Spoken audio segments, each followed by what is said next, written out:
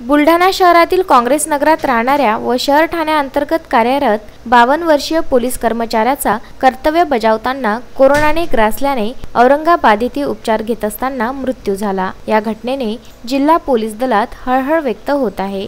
गजानन तायडे असे मृतक कर्मचाऱ्याचे नाव आहे। ते बुलढाणा शहरातील काँग्रेस नगर येथे वास्तव्यास होते। त्यांचे मूळ गाव करडी आहे।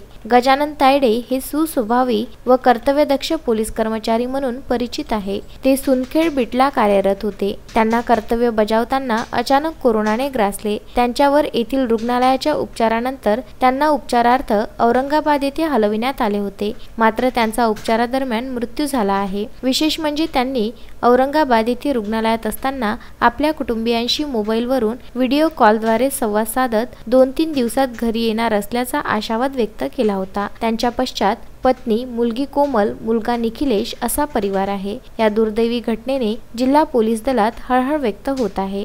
प्रशांत खंडारे, विदर्भ न्यूज, बुलढाणा।